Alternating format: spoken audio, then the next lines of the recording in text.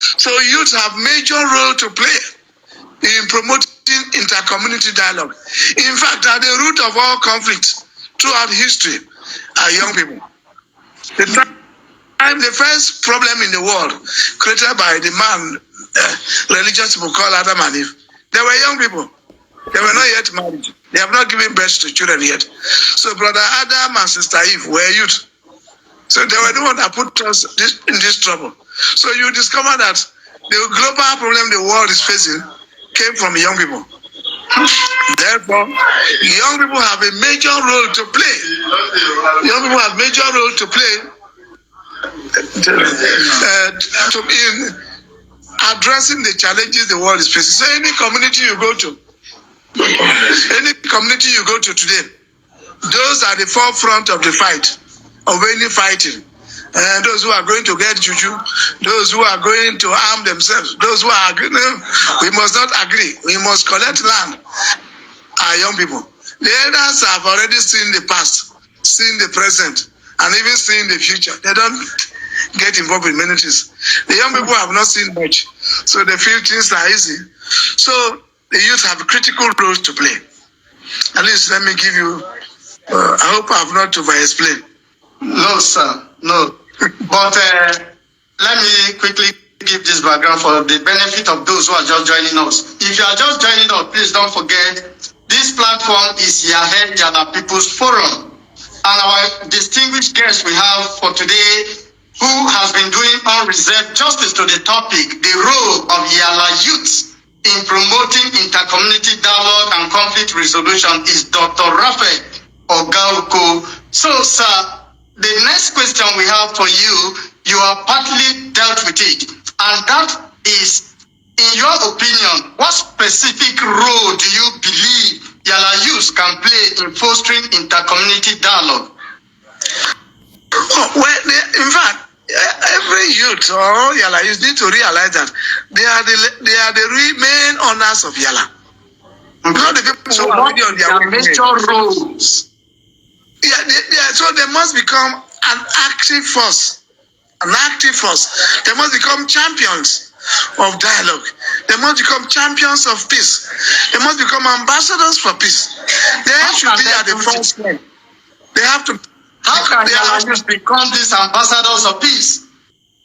Well, first of all, they need to mobilize. They need to realize that the community they found themselves, they are the major stakeholders of the community. The community belongs to them. So if you know this community is my own, and somebody say, let's destroy it, you want to destroy it? No. The story of Solomon and the women who struggle about the child. The woman who is the owner of the child, they say, let's share the child. The woman said, no. Instead of sharing the child, please give to her. Let it be that my child is alive. So if the youth know that they are the owners of Yala, they are the main stakeholder, then you cannot agree now. Somebody say, oh, let's go and destroy Oba. Let's go and destroy Tekokpame. Let's go and destroy Gaga. Let's destroy Ibeburiko, Yabu or Ijebu, Echimoga or Echimofana, or whatever. Yeah, or Ebo, or Kwena, or whatever. You will say no now. How can you agree? You will say, no. Please, if it is land, let them take the land. The good thing is that land is not going anywhere. Nobody is taking any land anywhere. The land will remain. You will go away. The land remains here. If you need the land, just go and look for money. You can buy any amount, any quantity of land. Oh, these people who are making noise about taking land. Don't worry. Just go and arrange money. A day will come. One thing will hook their neck. And they will take the land. So instead of killing yourself over land, go instead of fighting over land, go and fight for money. Get money.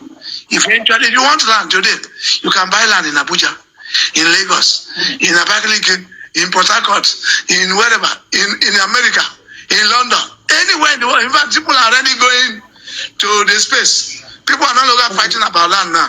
They're even buying space now. Up. You can go and buy your space somewhere in heaven that you go to. So, Yala Youth have critical roles to play. First of all, is to gain the understanding that this is our own. In fact, not our own. It is my own. I am the owner. Yala I am the owner of Yala. I am not doing something for anybody. I'm not taking care of Yala for any politician. I'm not taking care of Yala for any traditional ruler. I'm not taking care of Yala for anybody. I am doing it for myself. It's my own. But because we don't have this understanding, so we want to vote. Honorable, give us money before we vote. Then we have to collect money and we sell our vote. So the youth need to understand that they are the critical owners. Ownership is very key. If you know you are the owner, then you will take responsibility. Even if you have a very dirty shirt, yes, it's your own. You want to wash it very well. But when you feel it's not your own, you don't care. You can destroy it. Our own. People will see NEPA pole, they stone it, or NEPA bulb or light. They see telephone line, they stone it. Because the feeling of ownership is not there. So one major thing we need to put into the mind of each of us is Yala is my own. Not even our own. My own. Then you discover that you are not the only owner. You too, you are an owner. So we are co-owners. Then each of us will take responsibility. If we don't understand it from this context, then we'll be mistaken. So, sir, at this point, you have actually... I don't know if that answers your question. Yes, of course it did.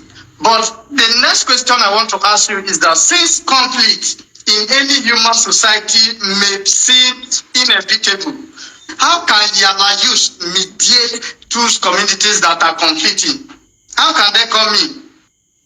Well, already the Yala Youths have a platform.